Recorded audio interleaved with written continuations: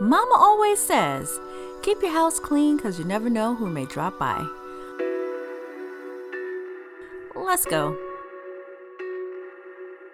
Outlander Season 4, Episode 6, Blood of My Blood.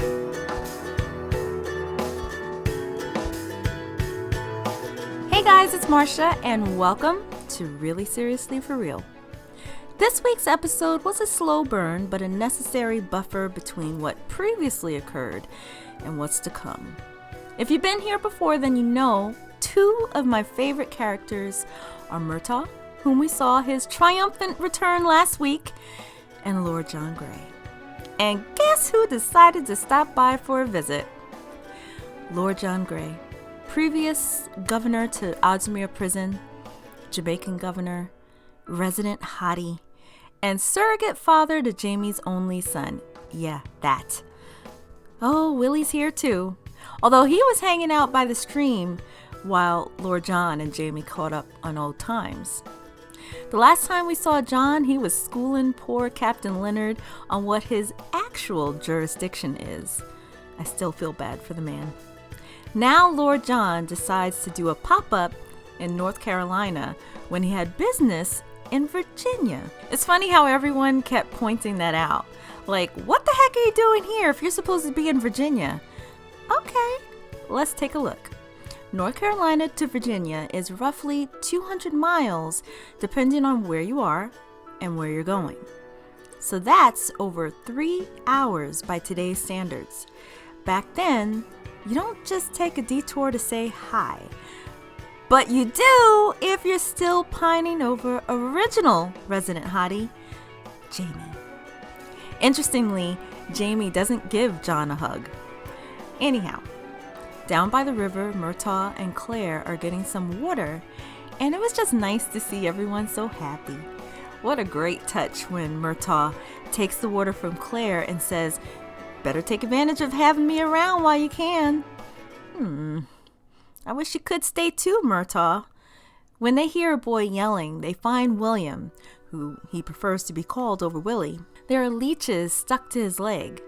When Claire suggests it's best to let them fall off on their own, he says he hates them and would prefer if she would remove them, if you please. Oh, he's so polite. That's one thing. I'm glad that they didn't make his character a brat. I don't know if I could have sat through that. But he was polite and caring and wanted to learn, no doubt thanks to inherited traits of his father and clearly being raised by Lord John and Isabel. But he does refer to the natives as savages, and you have to blame that on the upbringing. When everyone meets up at the cabin, the shock on Claire's face, and Murtaugh's too, because I hadn't immediately remembered that he was obviously at Adzamir while Lord John was there. What a weird little reunion. It needed one of those uncomfortable zoom-in close-ups of everyone. Not him. He wasn't in this episode. Anywho, they sit down to an awkward dinner with Lord John delighting in the new elegant governor's mansion and Murtaugh wondering where the governor receives that money. Good point, Murtaugh.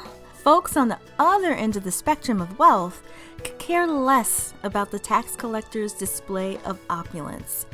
They would rather worry about important things like putting food on the table and having a table to put it on. Moving on. Murtaugh excuses himself after some rapid-fire zings toward Lord John and almost slipping in front of William about Adzamir when he mentioned he ate rats. William needs to relieve himself and asks where. Jamie begins pointing outside. "That's right, young lord. You'll have to use the outhouse." As Jamie walks him outside, William says, "Mac?" Yes, indeed. He knew who he was. When you have a bond with someone, it's hard to forget. Jamie asks William if he still had the snake that he carved for him. William said he was too old for toys. But I guarantee that boy still has it, I'm sure. On his way back in, Jamie finds Murtaugh getting some wood. After a somewhat heated exchange about Lord John being the enemy, and that Jamie needs to get information from John about Tryon, Jamie confesses to Murtaugh. that William is his child. Well, guesses after a few wide stares. To me, and correct me if I'm wrong, but Murtaugh seemed a bit put off by the fact that he didn't know about William. Right after he asked if Claire knew, and Jamie acknowledged with a yes, Murtaugh states, maybe one day you'll tell me about his mother, unless that's a secret too. I'm abbreviating a bit, but it almost seems like they're trying to set up Murtaugh and Jamie's relationship as a slow burnout. Back in the day before Culloden, they were just in sync with each other, but now they've both gone to live two very different lives. It makes you wonder if this is how they're gonna generate conflict between the two characters. I hope not. Well, after a game of chess and a few shots of some sort of whiskey, the next morning, Lord John falls sick, and Claire surmises it must be measles. So Jamie takes a very reluctant William on a tour of his land to stay away from Lord John while he's infectious. Jamie and William, Claire and John. Who do we talk about first? Okay, Claire and John. That's right. Both have been matching wits like teenagers ever since Jamaica, back in season 3's episode, The Baccarat. This episode was no different. No, actually, they stepped it up a lot, with Lord John telling Claire, I know you're jealous of the time I spent with Jamie, and the fact that I'm raising Jamie's son. Oh, that was low, John. So Claire swooped in and told him, guess what, hun? We have a kid together, and she's in Boston. It would have been extra funny if Brianna popped through the door like, hey, Ma, whoo, you'd never guess what it took for me to get here. Oh, wait, yeah, you could. The two of them needed to let out some tension. So it was a good use of screen time and deep, especially when Claire asks, why the heck would you risk William figuring out who Jamie is by coming here?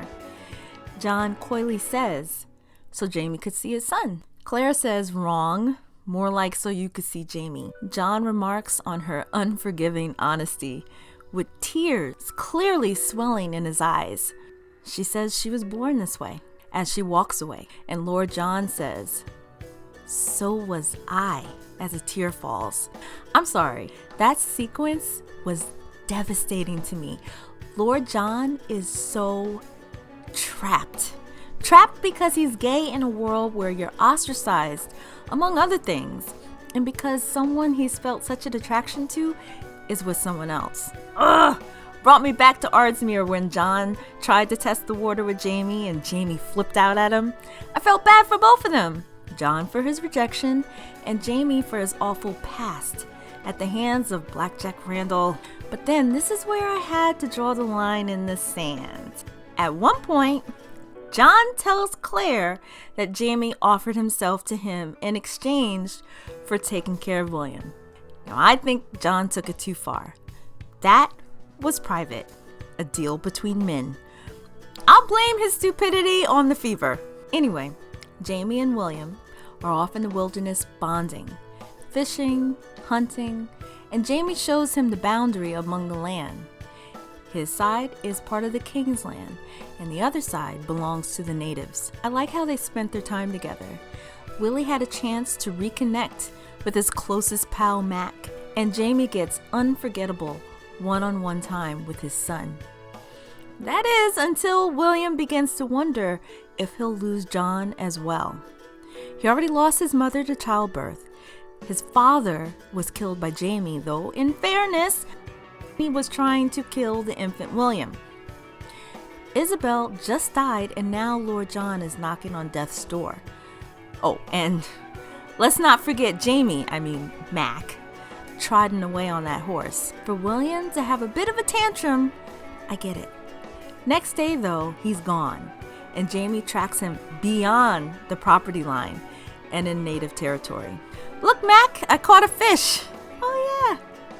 Looks like he also caught the attention of our native neighbors, because boom, now you're surrounded. Though, can somebody tell me how it's possible that they're seen immediately by the natives, yet when Jamie drags a man bear right into the heart of the Cherokee village, they're all like, oh, how did you get in here?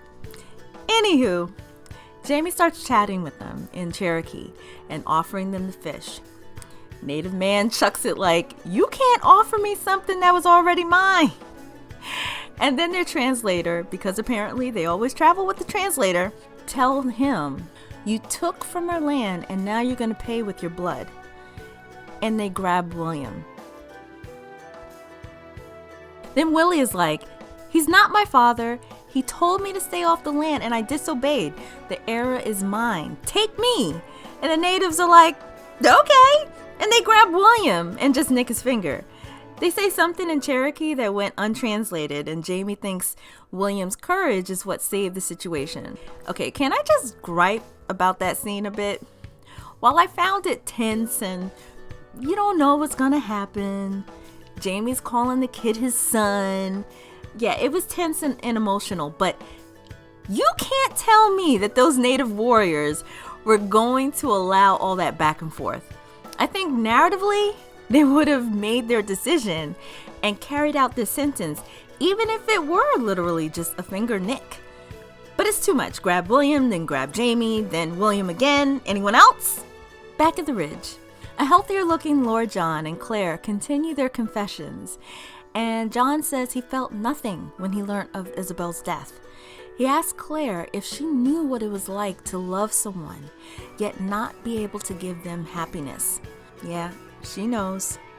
I love how in the end, the two sort of bonded. Sort of. Claire telling John that he does have something of Jamie. William. That was deep. Jamie and William were also making their way home when Willie told Jamie that he ran after him when he left the Hellwater estate that day. He wondered why Jamie didn't turn around, and Jamie said he simply couldn't, so William wouldn't get his hopes up. He thought that they'd never see each other again. Yeah, it was an emotional episode, and it was cool that when John and William were finally on their way, William turned around to look at Jamie, like, get your hopes up, buddy, because we will meet again. Oh, and I almost forgot. We finally found out what Jamie was doing to his mother's candlestick. During a comforting bath for Claire, Jamie presented Claire with a new wedding ring to replace the one taken. The inscription read, "Give me 1,000 kisses." Okay, final thoughts. It was okay. A low-key episode, but when you look at the coming attractions for next week, I guess a breather is necessary. I really hope they're not going to pit Jamie against Murtaugh. That would be regrettable. But I like the tension between Claire and John, as always. But John really should have been careful mouthing off to Claire in the beginning. You never know what she could have put in that tea. I'm kidding. And lastly, William, I think, is much more clever and aware than any of them think. So, question of the day. In the show, do you think William knows he's Jamie's son? Comment down below. I sure hope you like this video, because if you do, hit the thumbs up and then subscribe if you haven't already. Click the bell so you're always notified when I upload a video. Thanks for watching. Until next time.